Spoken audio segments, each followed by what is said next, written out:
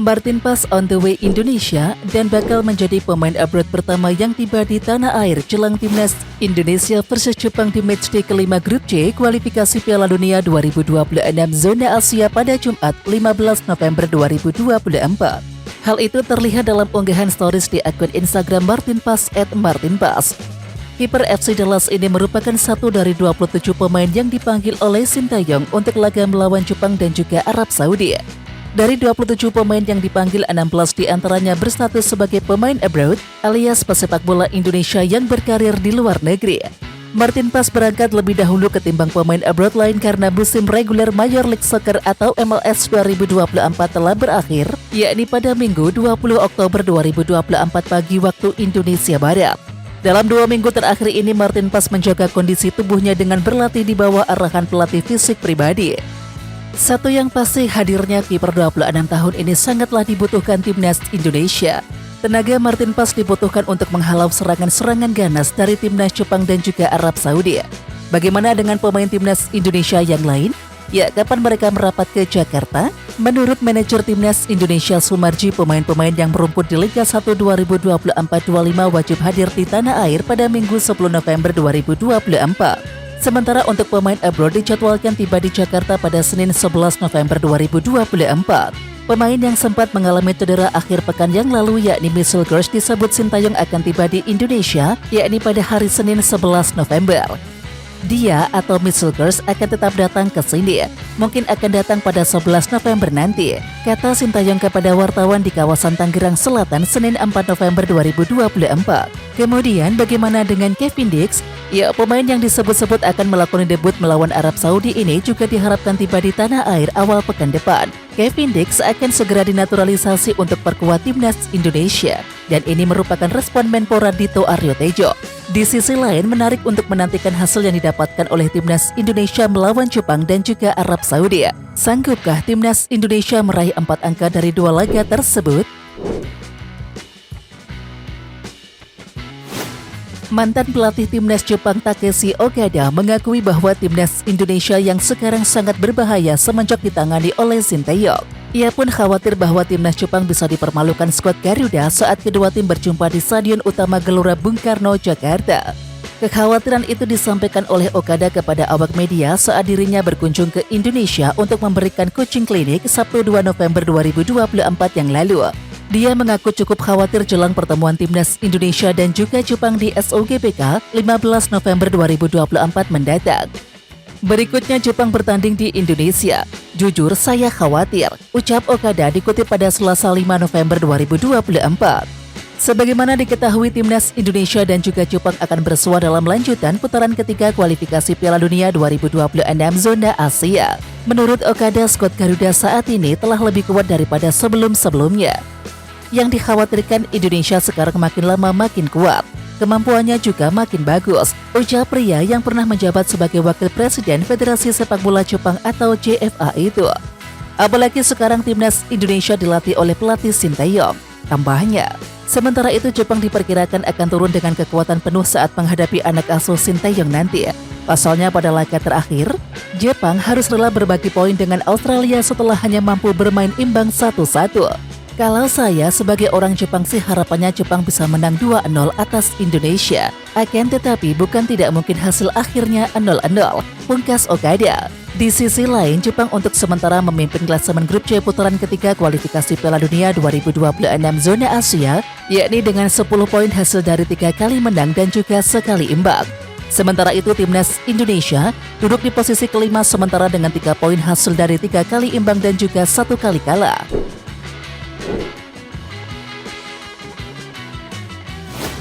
Jadi, apakah pemain paling tajam di timnas Indonesia yakni Kevin Dix dimainkan oleh Sintayong sebagai winger kanan saat menghadapi Arab Saudi? Ya, kabarnya Kevin Dix akan mengambil sumpah menjadi warga negara Indonesia di Denmark, yakni pada Kamis 7 November 2024. Pesepak bola 28 tahun ini diproyeksikan membela timnas Indonesia saat skuad Garuda menjamu Arab Saudi di matchday ke-6 grup C kualifikasi Piala Dunia 2026 zona Asia 19 November 2024 malam waktu Indonesia Barat.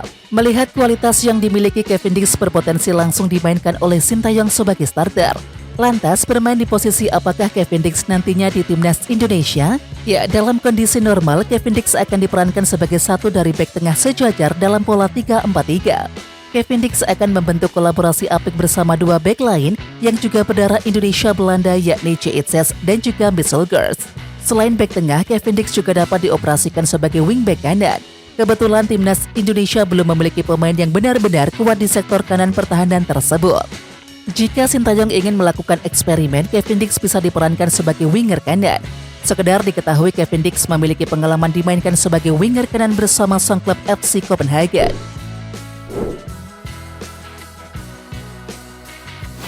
Jepang terlalu dikdaya dalam persaingan grup C kualifikasi Piala Dunia 2026 dengan catatan tanpa kekalahan. Bisakah timnas Indonesia mencuri poin? Timnas Indonesia akan bentrok dengan Jepang di Stadion Utama Gelora Bung Karno 15 November nanti. Sintayong pun telah memanggil 27 pemain. Tak ada wajah baru dalam daftar susunan pemain. Hanya Yakob Sayuri dan juga Yance Sayuri yang dipanggil lagi setelah sebelumnya absen karena mengalami cedera. Lalu apakah dua pemain ini akan mengubah sistem permainan Indonesia? Sepertinya tidak.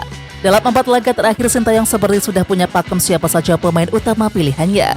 Tinggal strategi apa yang akan diterapkan. Apakah ofensif seperti melawan China dan juga Bahrain atau defensif seperti melawan Australia? Sementara itu karena Jepang dikdaya, barangkali defensif bakal jadi pilihan. Apalagi skema serangan balik terbukti jadi senjata yang ampuh. Sejauh ini formasi bertahan bisa membuat lawan kuat frustasi dan juga mencuri gol saat lawan lengah dalam menyerang. Sistem pertahanan yang dibangun oleh Sintayong dengan 3 bek sejajar nyaris tak pernah diubah. Ceitses, Misselgers dan juga Rizky Ridho punya potensi jadi pilihan utama selain Justin Hubner. Kemudian untuk bek sayap kiri kemungkinan besar akan tetap diisi oleh Calvin Verdong. Ini berbanding terbalik dengan posisi bek sayap kanan yang bisa diperebutkan banyak pemain potensial. Selain Sandy Walsh, Eliano Renders dan juga Yakob Sayuri bisa bersaing. Ketiganya sama-sama punya kemampuan bertahan yang baik dan sama cepatnya dalam urusan membantu serangan. Lalu pertanyaannya, siapa yang paling kuat dalam bertahan? Ya, melawan Jepang sangat dibutuhkan pemain yang kuat dalam duel individu dan tak mudah terpancing aksi individu lawan.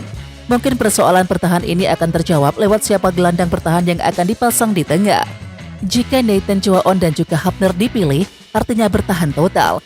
Di sisi lain menjelang pertandingan melawan Jepang, dua pemain depan timnas Indonesia yakni Rafael Strijk dan juga Ragnar Oratmangun mencetak gol untuk timnya masing-masing. Sebelumnya dua pemain ini telah mencetak gol bersama timnas. Ragnar membobol gawang Arab Saudi, sedangkan Rafael Strijk menceploskan gol ke gawang Bahrain. Bisa dibilang keduanya lebih dahulu memperlihatkan ketajaman di timnas dibanding klub. Artinya pula saat mereka mulai tajam di klub, ada sisi positif saat berada di timnas. Mentalitas keduanya otomatis terkatrol saat bersama timnas. Hal ini diharapkan bertuah untuk pertengahan bulan ini menghadapi Jepang dan juga Arab Saudi di Senayan, Jakarta. Selain Ragnar dan juga Rafael Strijk, siapa satu pemain yang bisa jadi pilihan di posisi winger? Ya, tak menutup kemungkinan Marcelino Ferdinand kembali diberikan kesempatan oleh Sintayong. Pemain Oxford United tersebut sudah tampil bersama tim U21. Penampilan Marcelino terbilang lumayan, namun Marcelino belum debut di Championship. Meski hanya main di kategori usia, ini tanda bahwa Marcelino sudah bugar secara fisik untuk bersaing di Liga Inggris. Dan kini Marcelino hanya tinggal mengasah kecerdasan sepak bolanya. Pada posisi ini Marcelino sama halnya dalam kondisi sangat baik untuk bersaing. Bahkan bukan tidak mungkin kualitas permainan Marcelino sudah lebih baik dari Eliano Renders. Adapun pemain yang baru dinaturalisasi ini sekilas biasa saja. Ketika debut di timnas dalam melawan Bahrain, tak ada hal yang menonjol. Daya bertahan dan juga serangannya biasa saja. Ini bisa terjadi, mungkin karena baru bergabung dengan timnas. Dan mungkin lagi bisa memperlihatkan permainan lebih baik dalam laga pertamanya di Jakarta. Namun melawan Jepang bukan saat untuk coba-coba lagi. Kematangan strategi dan pola permainan akan menjadi kunci apakah Indonesia bisa meraih poin dari Jepang atau tidak. Wasit asal Iran yakni Bonya Difartmouth akan memimpin pertandingan timnas Indonesia versus Jepang di kualifikasi Piala Dunia 2026 di Stadion Utama Gelora Bung Karno pada tanggal 15 November mendatang. Dalam karirnya, Bonya Difartmouth pernah memimpin pertandingan di Liga Indonesia pada 2017 yaitu PSM Makassar versus Persija, Persib versus Bayangkara FC, Persib versus Sriwijaya FC, dan juga Arema versus Persib. Namun saat memimpin pertandingan PSM versus Persija Jakarta, kinerjanya disorot karena membuat keputusan kontroversial. usai menganulir gol pemain PSM Makassar William Plum karena dinilai handball. Atas keputusan itu, manajemen PSM Makassar mengajukan protes resmi ke PT Liga Indonesia Baru dari PSSI. Selain itu, Bonyadi Fartmouth juga pernah memimpin pertandingan Timnas Indonesia U19 versus Jepang U19 di perempat final Piala Asia U19 2018 yang lalu. Dan saat itu, Indonesia kalah 0-2 dari Jepang. Kemudian Mo juga berpengalaman untuk memimpin pertandingan Liga Champion Asia, Piala Asia, AFC Cup, hingga kualifikasi Piala Dunia.